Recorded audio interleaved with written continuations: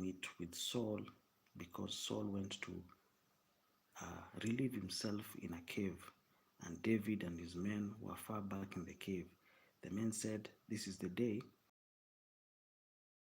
he said to you, I will give your enemy into your hands for you to deal with as you wish." Then David crept up and unnoticed and cut off a corner of Saul's robe. Afterwards, David was conscience stricken for having cut off a corner. Forbid that I should do such a thing to my master, the Lord's anointed, or lay my hand on him, for he is the anointed of the Lord. With these words, David sharply rebuked his men and did not allow them to attack Saul. And Saul left the cave. You see, Saul, in the First Samuel 24, we've learned that Saul brought himself into the trap of David and entered a cave to relieve himself. But David spared his life because he said that no one should touch the anointed one of God. Then David went out of the cave and called out to Saul, "My lord, the king." When Saul looked around him, David bowed down and prostrated himself with his face on the ground. He said to Saul, "Why do you listen when men say David is bent on harming you? This day eyes how the Lord gave you into my hands in the cave. Some urged me to kill you, but I spared you. I said I will not lay my hand on my Lord because he is the Lord's anointed. See, my father, look at this piece of your robe in my hand. I cut off the corner of your robe but did not kill you. See that there is nothing in my hand to indicate that I'm guilty of wrongdoing or rebellion. I have not wronged you, but you are hunting me down to take my life. May the Lord judge you between you and me, and may the Lord avenge the wrongs you have done to me. But my hand will not touch you. As the old saying goes, from evildoers come evil deeds. So my hand will not touch you. Against whom has the king of Israel come out? Who are you pursuing? A dead dog, a flea? May the Lord be our judge and decide between us. May he consider my cause and uphold it. May he vindicate me by delivering me from your hand. When David finished saying this, Saul asked, "Is that your voice, David, my son?" You see, Saul was a pretender, and he was always acting like he was the victim all the time. He wept aloud. "You are more righteous than," I said. "You have treated me well, but I've treated you badly." Welcome to this channel. Very happy to host you. You have just now told me about the good you did to me. The Lord gave me into your hands, but you did not kill me. When a man finds his enemy, does he let him get away unharmed? May the Lord reward you well for the way you treated me today. I know that you will surely be king and that the kingdom of Israel will be established in your hands. Welcome to this channel. If you're new, you can subscribe. Now swear to me by the Lord that you will not kill off my descendants or wipe out my name from my father's family.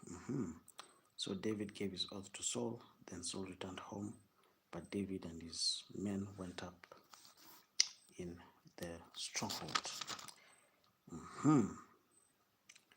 You see, that was the first time David spared the life of Saul.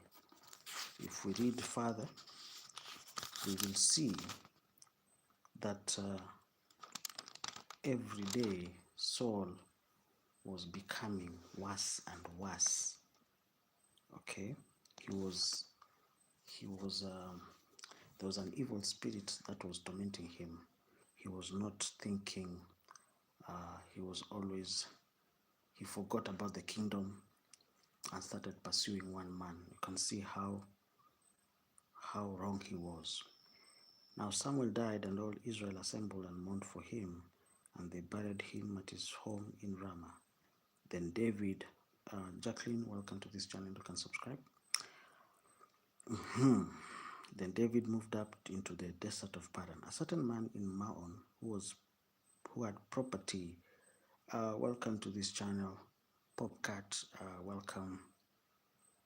Thank you for your concern. You can subscribe. I'm very happy. Let's continue. So this man, a very wealthy man, he had 1,000 goats and 3,000 sheep, which he was sharing in Carmel. His wife, his name was Nabal. So you see here, David and his 600 men were in the desert of, they were still in the desert. Of course, they did not have everything. And so they met this man called Nabal. And his wife's name was Abigail. She was intelligent and beautiful woman, but her husband was surly and mean in his dealings. He was a Calebite. Welcome to this channel. If you're new, you can subscribe. He said, long live to you, good health to you and your household, and good health to all that is yours. Now I hear that it is sheep shearing time, when your shepherds were with us, and we did not ill-treat them, and the whole time they were at Carmel, nothing of theirs was missing. So here David had a very legal claim when he went to this man called Nabal. Ask your servants, and they will tell you. Therefore, be favorable towards my men, since we come at the festive season. Please give your servants and your son David whatever you can find for them. You see here, David was lacking in food, and he did not have any provisions. But this man called Nabal, let us hear what he said. When David's men arrived, they gave Nabal this message in David's name. Then they waited. Nabal answered David's servants, who is David? Who is this son of Jesse? Many servants are breaking away from their masters these days.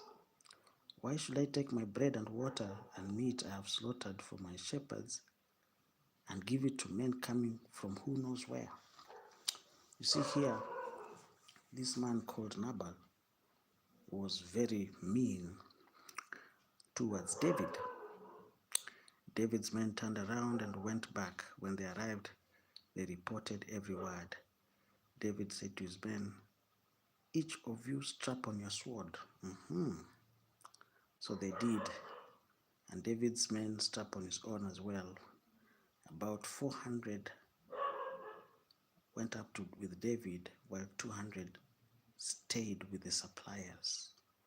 One of the servants told Abigail that David sent messengers from the wilderness to give our master his greetings, but he hurled insults at them.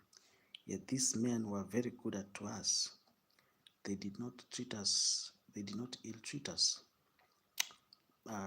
Lush White, happy birthday to you. Today is your birthday. May you happy birthday, long life. I don't know. I've never given anyone a gift in this place, but one day I'll have very good money and I will be giving you gifts. But for today, please forgive me. Let's continue.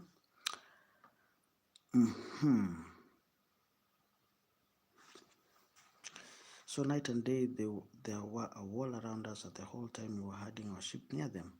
Now think it's over and see what you can do, because disaster is hanging over our master and his whole household.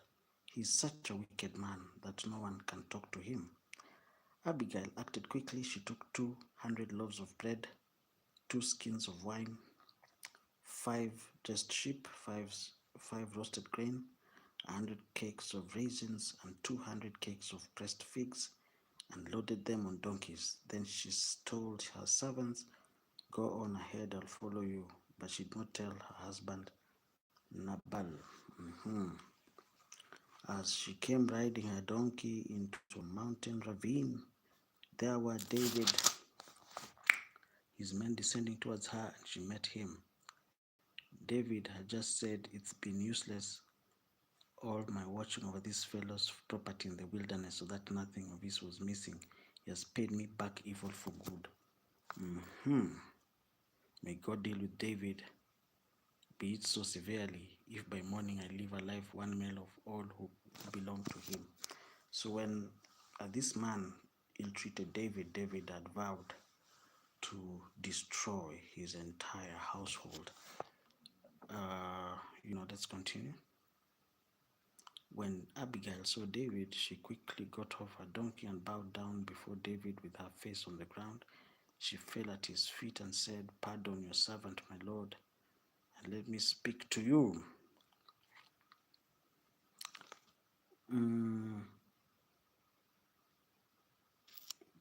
Welcome. What do you mean? If you're, let's continue. Let's continue. So here we can see Abigail was trying to petition, appeal to David to forgive Nabal for his previous cruelty. Pardon your servant, my lord, and let me speak to you, hear what your servant has to say. Please pay no attention, my lord, to that wicked man Nabal. He's just like his name. His name means a fool. And fully goes with him. And as for me, your servant, I did not see the men my Lord sent. And now, my Lord, as surely as the Lord your God lives, and as welcome to this channel, and as